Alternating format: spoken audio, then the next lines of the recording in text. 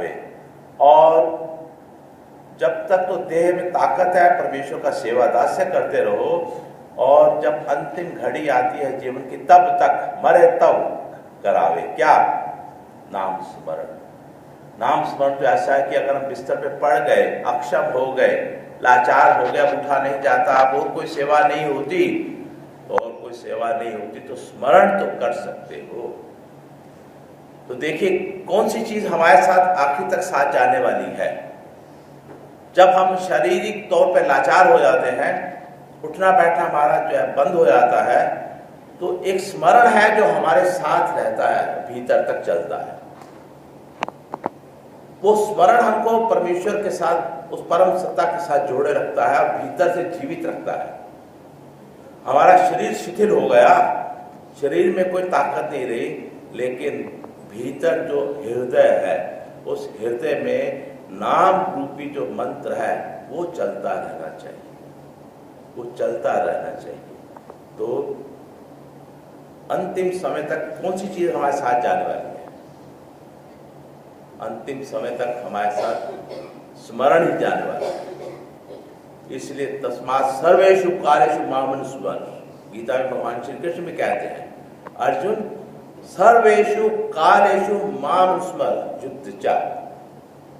तूने तो युद्ध भी कर, संसार के सारे कार्य भी कर, लेकिन साथ साथ हमारा स्मरण भी करता है। सर्वेषु कालेषु, सभी समय।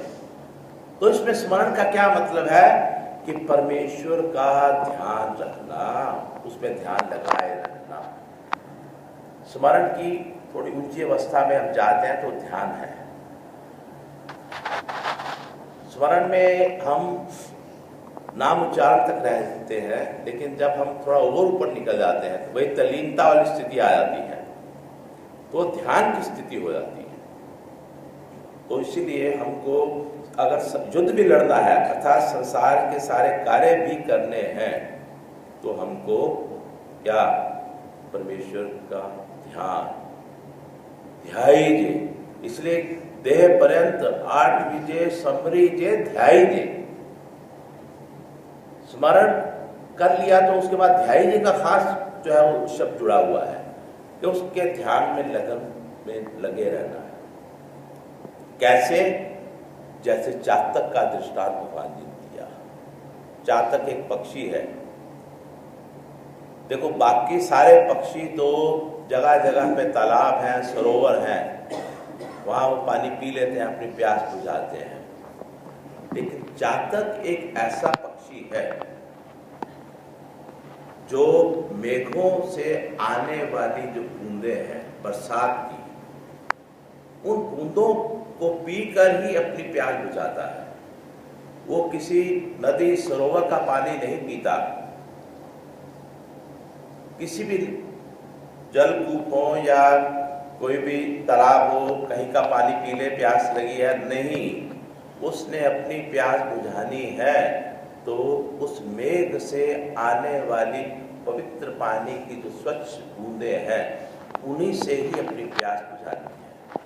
तो जैसी लगन चातक को मेघों के साथ है, मेघों से आने वाले जल से है, और उसका सतत ध्यान ऊपर रहता है कि कब सावन आएगा, कब मेघ आएंगे और कब उन मेघों से जल बरसेगा। तो उसका ध्यान उधर लगा हुआ है। ऐसे ही जीवों का ध्यान भी उस परमेश्वर की ओर रहना चाहिए।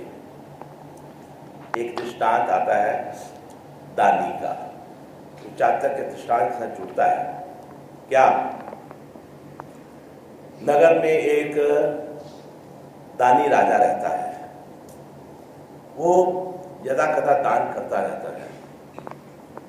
तो सुबह के समय याचकों की भीड़, मांगने वालों की भीड़ उसके महल के बाहर लग जाती है कि अभी वो राजा आएगा और अभी वो दान देगा, अभी राजा आएगा, अभी दान देगा। तो नीचे भीड़ लगी हुई है, तो अक्सर वो राजा आता है और दान देता है। लेकिन कभी कभी वो राजा अपने मित्रों के साथ, अपने मंत्रियों के साथ कोई चौपट खेल रहा है कुछ या देर से उठा है तो कई बार वो राजा देर भी कर देता, समय पर आता ही नहीं। तो अधिकांश लोग जो प्रतीक्षा में बाहर बैठे होते वो एक एक करके छट जाते, पता नहीं कब राजा उठेगा भी, वो बाहर दान देने आएगा भी कि नहीं आएगा, तो वो बाहर चले जाते अर्थात प्रतीक्षा नहीं करते। लेकिन 2-3 याचक ऐसे जो उस राजा के महल के बाहर डेरा जमा के बैठे रहते कि कभी तो राजा आएगा, कभी तो वो राजा आएगा और दान देगा, तो हम तो यहीं बैठे हैं। तो जो इस तरह डेरा जमा कर बैठ जाते हैं उस राजा की प्रतीक्षा करते हैं। भगवान जी कहते हैं कि जीव को भी वैसा ही होना चाहिए, जीव को भी वैसा ही होना चाहिए, एक हठ कर लेना चाहिए। तो क्या होता है कि राजा फिर आता है और क्योंकि उसके पास देने को बहुत कुछ है, तो जो थोड़े से रह गया मांगने वाले वो उनको भरपूर लुटाता है, खूब लुटाता है। तो ऐसे ही जातक जो है प्रतीक्षा कर रहा है उस मेल की, ऐसे ही याचक प्रतीक्षा कर रहे हैं राजा की, तो जीव को भी परमेश्वर की ऐसे ही प्रतीक्षा करनी चाहिए कि ना मालूम कब परमेश्वर में कृपा देने की प्रवृत्ति जाग उठे। दया माया कृपा करुणा परमेश्वर में है, लेकिन वो कार्य रूप कब होंगे? दया माया को दिखाने की प्रवृत्ति परमेश्वर में कब जागृत होगी, बात उसकी है। हम कहते हैं परमेश्वर तो दयालु है, ठीक है, परमेश्वर दयालु है, दयालु है, सब कुछ उसमें है, कृपा करुणा सब समाये हैं, लेकिन राजा की न्याय, जैसे राजा की बात हो रही है, जैसे मेघों की बात हो रही है, कब मेघ बरसेंगे और कब राजा दान देने आएगा, तो परमेश्वर की वो दया माया की जो प्रवृत्ति है वो कार्य रूप कब हो जाएगी। ये ना हो कि उस समय हम सोए रह